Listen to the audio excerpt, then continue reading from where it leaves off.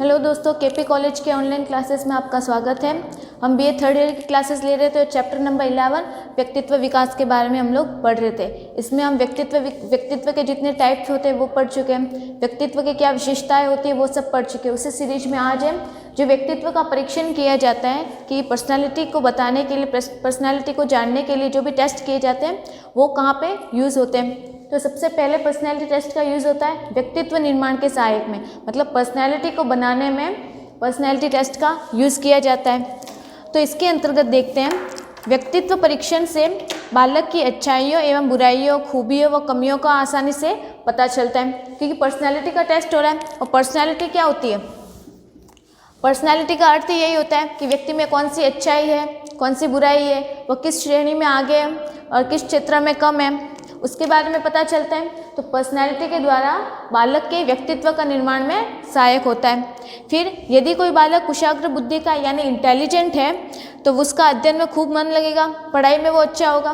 कोई बच्चा इंटेलिजेंट है तो उसका पढ़ाई में अच्छी तरीके से ध्यान होगा। अगर कोई बच्चा खेल में इंटेलिजेंट है तो वह खेल का जो क्षेत्र होगा कि कौन से खिलाड़ी किस खेल से संबंधित हैं, कौन सा खेल किस प्रकार से खेला जाता है, उसे इन सभी चीज़ों का नॉलेज होगा। मतलब जो बच्चा जिस क्षेत्र में आगे है उसे उस क्षेत्र का संपूर्ण ज्ञान होता है। तो उसी तरह से उसकी पर्सनैलिटी भी हो जाती है।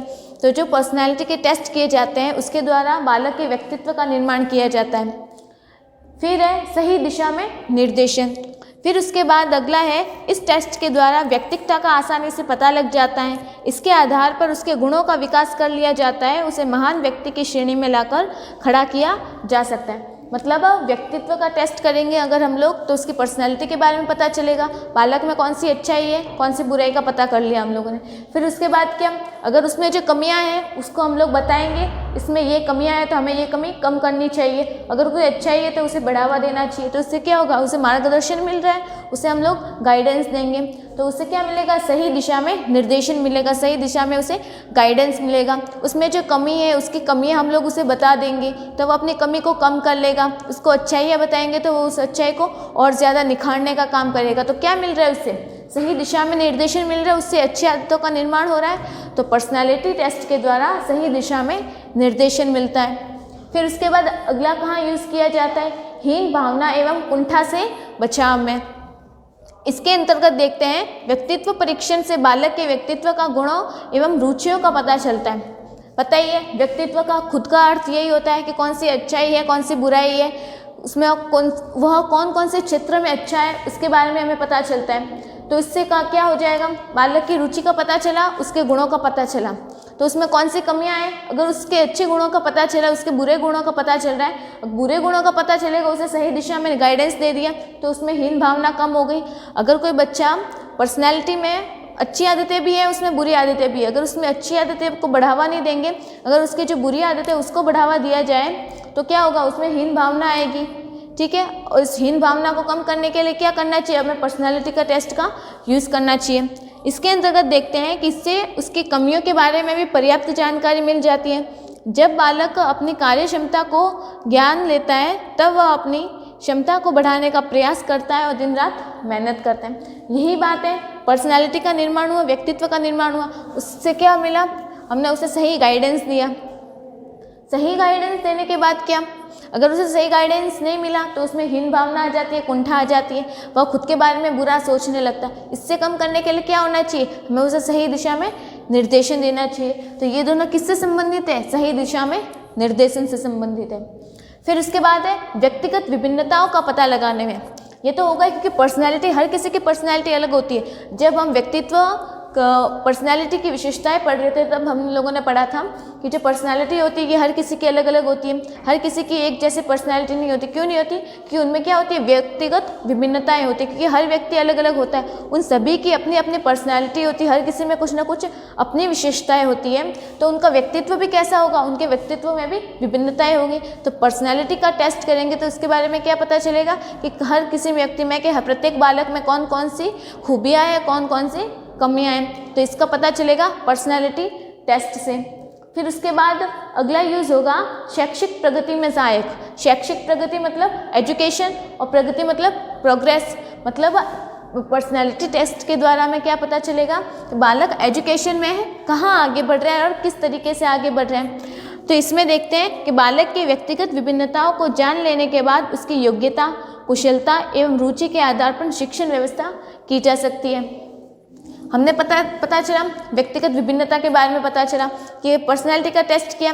हर एक बच्चा अलग अलग है, हर एक बच्चे के अपने अपने क्षेत्र में खूबी है। कोई बच्चा पढ़ाई में अच्छा है, कोई बच्चा खेल में अच्छा है, हमें ये ज्ञान हो गया। उसके बाद हम लोग क्या करेंगे कि जो पढ़ाई में अच्छा है तो उसे हम अगर साधारण तरीके से भी शिक्षण देंगे तो वो सीख जाएगा। अगर जो बच्चा खेल में अच्छा है तो उसको हम शिक्षा देने के लिए क्या करेंगे, खेल के माध्यम से उसे सिखाया जाएगा तो उसे जल्दी याद होगा।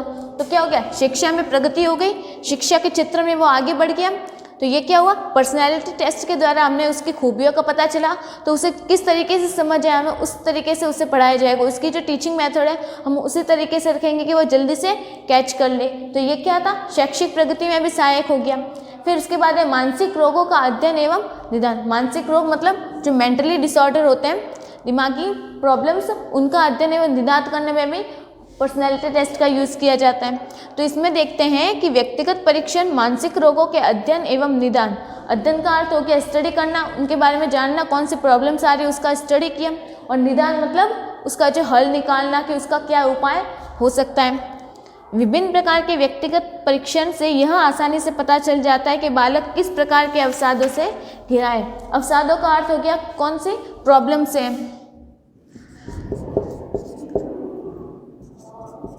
कि बालक में मानसिक प्रॉब्लम्स कौन कौन सी है, कि वो मेंटली किस प्रॉब्लम से गुजर रहा है उसके बारे में पता चल जाता है। किसके द्वारा, व्यक्तिगत परीक्षण के द्वारा।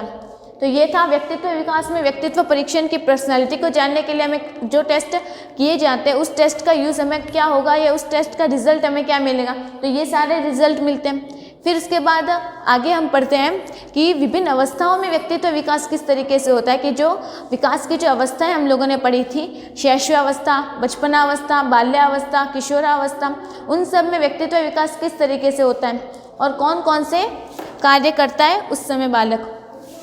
तो सबसे पहले आएगी शैशवावस्था और बचपनावस्था।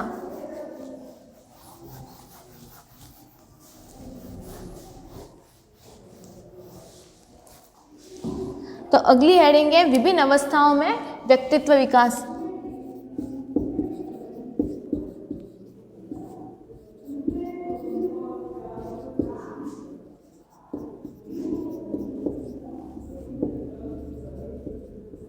विभिन्न अवस्थाओं में व्यक्तित्व विकास।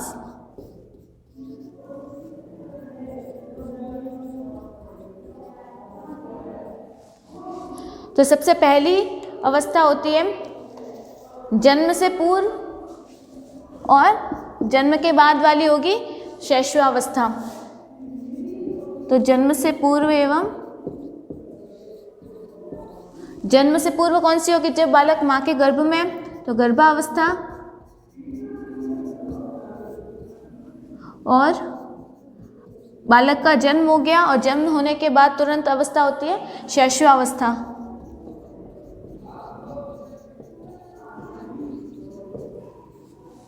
अब इन दोनों अवस्थाओं में बालक कौन कौन सा व्यक्तित्व प्रदर्शित करता है। तो इसमें देखते हैं कि बालक में व्यक्तित्व विकास गर्भकाल से ही प्रारंभ हो जाता है। जब बालक गर्भावस्था में माँ के गर्भ में, तभी उसमें व्यक्तित्व विकास प्रारंभ हो गया। तो इस समय बालक कौन कौन से शो करता है। तो सबसे पहले बालक स्वाद का पता करना प्रारंभ हो जाता है, पीड़ा, गंध। उसके बाद है त्वचा, संवेदना, दृष्टि, त्वचा और संवेदना। ये सारे इमोशंस बालक जब गर्भकालीन अवस्था में होता है, माँ के गर्भ में होता है, मतलब जन्म से पूर्व होता है, तब बालक ये सारी पर्सनैलिटी शो करता है। उसने स्वाद का पता करना सीख लिया, पीड़ा भी सीख ली, यानी जो दर्द होता है वो भी उसने महसूस कर लिया। वह गंध का पता करना प्रारंभ कर लेता है कि कौन सी स्मेल किसकी है। फिर देखना प्रारंभ कर लेता है, उसकी त्वचा का निर्माण हो जाता है और वह संवेदना प्रकट करना शुरू कर देता है। संवेदना उसमें आ जाए कि बालक अपने जो शरीर से क्रिया करता है, लात मारता है पेट के अंदर, फिर घूमता है, तो ये सारी क्या होती है, संवेदना होती है। तो बालक जब माँ के गर्भ में होता है तो उसकी पर्सनैलिटी में सबसे पहले इनका विकास होता है। फिर बालक का जन्म हो गया, शैशवावस्था में बालक क्या करेगा, तो इस समय बालक शारीरिक, मानसिक, क्रियात्मक और संवेगात्मक आदि विकासों में तीव्रता रहती है। तो बालक जब शैशवावस्था में होता है तो उसका शारीरिक विकास भी होगा, उसका मानसिक विकास भी होगा, उसके साथ साथ क्रियात्मक भी होगा, सामाजिक भी होगा। ये सब विकास तो होंगे लेकिन बहुत तेजी से होंगे, तीव्र गति से। मतलब जब बालक का जन्म हो जाता है, जन्म होने के बाद उसका शरीर बहुत तेजी से गति करता है, उसका जो मस्तिष्क का विकास है वह भी बहुत जल्दी से प्रारंभ हो जाता है, वह क्रियाएं करना शुरू कर देता है, हाथ पैर मारना सीखता है, फिर धीरे धीरे चलना सीखता है। फिर उसका सामाजिक विकास भी प्रारंभ हो जाता है। सामाजिक विकास मतलब वह परिवार के लोगों से मिलना शुरू हो गया, फिर परिवार के बाहर आस पड़ोस के लोगों से मिलना शुरू किया, फिर वह समाज के लोगों से मिलना प्रारंभ करता है। तो ये सारी क्या पर्सनैलिटी के विकास में सहायक होती है। तो जब बालक माँ के गर्भ में यानी गर्भावस्था और शैशवावस्था के समय होता है तब बालक इन सभी व्यक्तित्व विकास को शो करता है। फिर उसके बाद बालक की अवस्था आती है बाल्यावस्था। फिर बालक की अगली अवस्था आएगी बाल्यावस्था में बालक कौन सी पर्सनैलिटी शो करता है।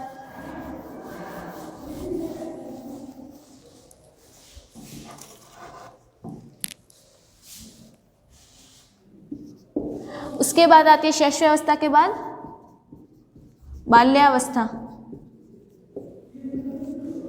जिसे कहते हैं चाइल्डहुड।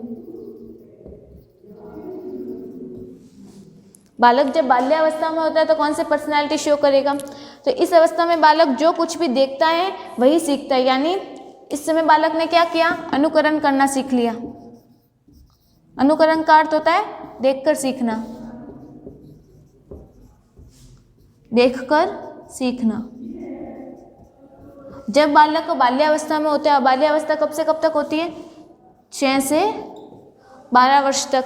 तो इस अवस्था में बालक अनुकरण सीखते हैं, यानी उसने देखकर सीख लिया। फिर क्या करेगा, उसमें जिज्ञासा की भावना होती है कि बाल्यावस्था को क्या कहते हैं, जिज्ञासु प्रवृत्ति होती है, तो उनमें जिज्ञासा की भावना आ जाती है, यानी जिज्ञासा की प्रवृत्ति। अब जिज्ञासा क्या, जानने की इच्छा। जिज्ञासा का अर्थ होता है जानने की इच्छा।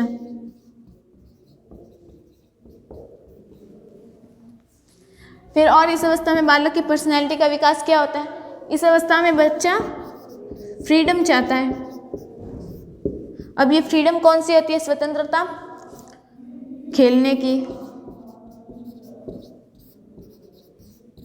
बाहर जाने की।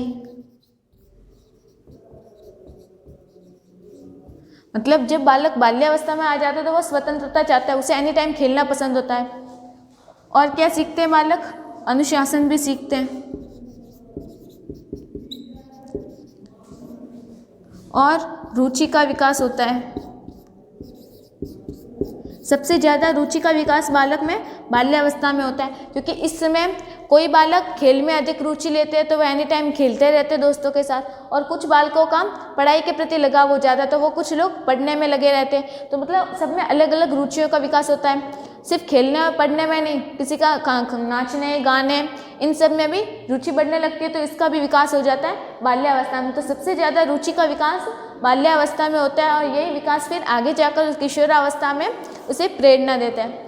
तो बाल्यावस्था में बालक के व्यक्तित्व विकास अनुकरण के द्वारा होता है, देखकर सीखता है। फिर उसके बाद उसमें जिज्ञासा की प्रवृत्ति बढ़ जाती है, यानी वह जानने की इच्छा रखता है, सब कुछ उसे जानना होता है, वह प्रश्न अधिक पूछता है।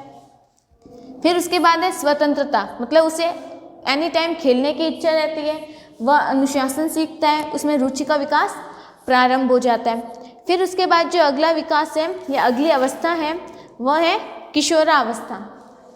बाल्यावस्था के बाद अवस्था आएगी किशोरावस्था। किशोरावस्था में बालक में व्यक्तित्व का पूर्ण विकास हो जाता है और किशोरावस्था की अवधि होती है 12 से 18 वर्ष तक।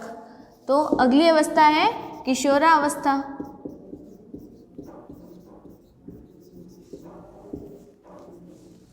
किशोरावस्था, और ये कब से कब तक रहती है? 13 से 18 वर्ष तक रहती है। अब इस अवस्था में बालक की कौन सी पर्सनैलिटी का विकास होगा? तो सबसे ज़्यादा बालक मित्रता सीखता है इस अवस्था में। मित्रता सीखी, दोस्तों के साथ रहना अधिक पसंद करता है। फिर उसके बाद इनमें भी अनुकरण की प्रवृत्ति होती है।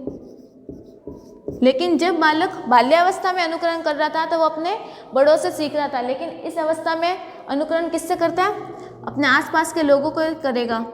आसपास के लोग, वह स्पेशली कौन? मुख्यतः दोस्त, मुख्यतः दोस्तों से। जब बालक किशोरावस्था में होता है तो देखा होगा आप लोगों ने कि इस समय बालक अपने दोस्तों से अधिक अट्रैक्ट होते हैं, कि अपना दोस्त जिस तरीके से व्यवहार कर रहा है, वो जिस तरीके के कपड़े पहन रहा है, रहन सहन कर रहा है, हम भी उसके देख के होड़ करते हैं। तो ये क्या अनुकरण करना है, तो वह अनुकरण किससे करता है? किसको देखकर सीखता है? अपने मुख्यतः दोस्तों से देखकर सीखता है। फिर उसके बाद बालक को इस समय चाहिए होती है स्वतंत्रता। बाल्यावस्था में स्वतंत्रता थी खेल की, और इस समय स्वतंत्रता चाहिए होती है संपूर्ण जीवन की। हर काम स्वयं करना चाहता है, किसी की टोका टोकी उसे पसंद नहीं होती। तो इससे क्या होता है? इससे भी बालक की पर्सनैलिटी डेवलप होती है। तो ये कब होता है? बालक के किशोरावस्था में।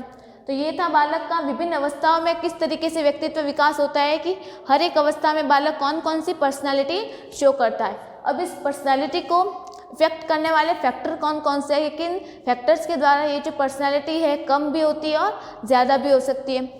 तो अगला टॉपिक हो जाएगा व्यक्तित्व विकास को प्रभावित करने वाले कारक।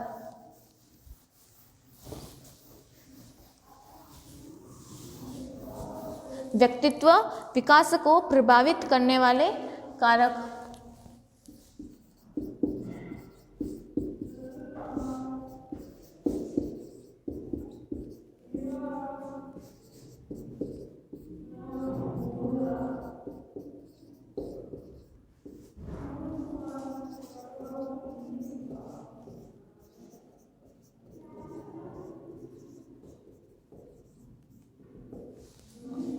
तो सबसे पहला कारण हो जाएगा,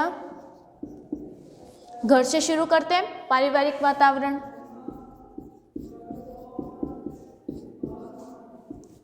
पारिवारिक वातावरण, पारिवारिक वातावरण में कौन कौन आएंगे? माता पिता, भाई बहन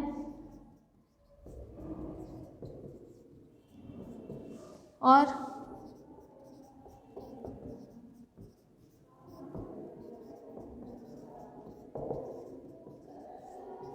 हम सिर्फ इन्हीं की बात करें। जब भी पारिवारिक वातावरण के अंतर्गत सिर्फ यही लोग आएंगे। अब इन लोगों का व्यवहार कैसा है, ये लोग किस तरीके से रहते हैं, एक दूसरे के साथ किस तरीके से इंटर रिएक्शन करते हैं, किस तरीके से बातचीत करते हैं, उसका असर बच्चे पर पड़ेगा।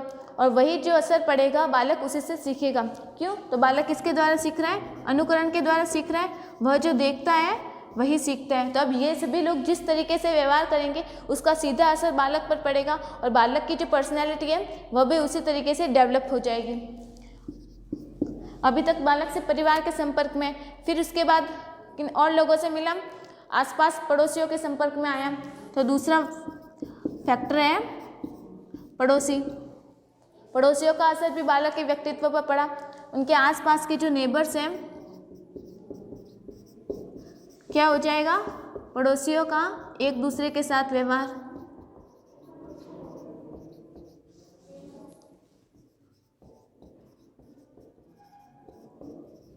पड़ोसियों का एक दूसरे के साथ व्यवहार किस तरीके से है, उनका रहन सहन किस तरीके का है,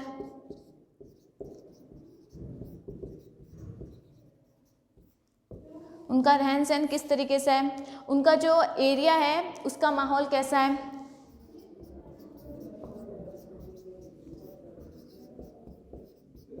तो माहौल का भी प्रभाव पड़ता है। तो आसपास के जो पड़ोसी है वो एक दूसरे के साथ किस तरीके से रह रहे हैं, वो उनके आसपास का माहौल किस तरीके का है, उनका रहन सहन किस तरीके से है, तो ये सभी भी बालक की पर्सनैलिटी को इफेक्ट करते हैं। फिर पड़ोसी के बाद बालक का और विकास हुआ, वो किससे मिला, समाज के लोगों से मिला, यानी सामाजिक विकास हुआ। अब समाज में सभी लोग आ गए, इससे क्या सीखा उसने, समाज की संस्कृति कैसी है, संस्कृति का प्रभाव पड़ा, रीति रिवाज सीखे, नैतिक मूल्यों को सीखा।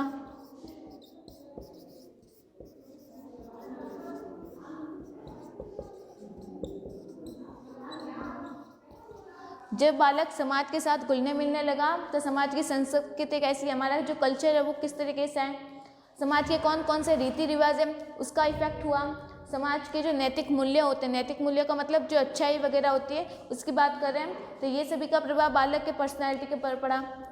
फिर उसके बाद है बालक विद्यालय जाने लगा, तो विद्यालयी वातावरण,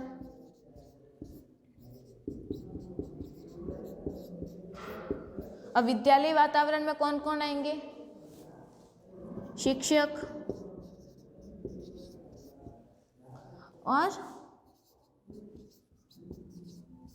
दोस्त, ये सभी लोग आएंगे। स्कूल में इन सभी के साथ मिल रहा है, तो इन सभी का जो बिहेवियर है वो भी बालक की पर्सनैलिटी को इफेक्ट किया।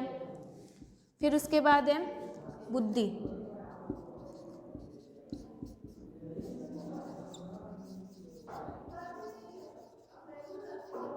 बालक खुद कितने इंटेलिजेंट है ये भी बालक की पर्सनैलिटी को इफेक्ट करता है। अब ये कैसे करता है वो देखते हैं। बुद्धि एक जन्मजात योग्यता है, बुद्धि कैसी है, जन्मजात योग्यता है, यानी जब बालक का जन्म होता है तो सबसे पहले क्या मौजूद होती है, बुद्धि। बुद्धि जन्म होने के बाद प्राप्त नहीं होती, जो बालक की जो खुद की बुद्धि होती है, जो बालक का जन्म होता है ये पहले से मौजूद होती है, लेकिन जन्म होने के बाद बालक को क्या प्राप्त होता है, ज्ञान। तो ज्ञान और बुद्धि दोनों अलग अलग हैं। जब हम बौद्धिक विकास के बारे में पढ़ रहे थे तब हम ये लोग देख चुके हैं कि बुद्धि और ज्ञान दोनों अलग अलग चीज़ें हैं। ये जो बुद्धि होती है ये जन्म के समय बालक में मौजूद होती है, लेकिन ज्ञान बालक जन्म के बाद प्राप्त करता है। तो बुद्धि भी बालक के व्यक्तित्व विकास में सहायक होती है।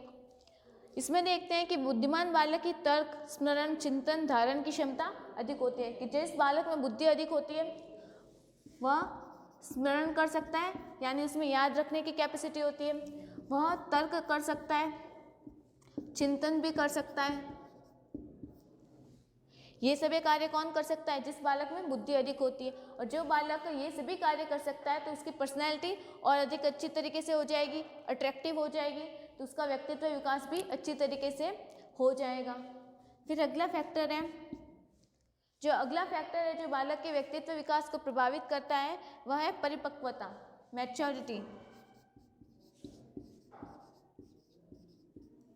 अब ये परिपक्वता कब, शारीरिक रूप से,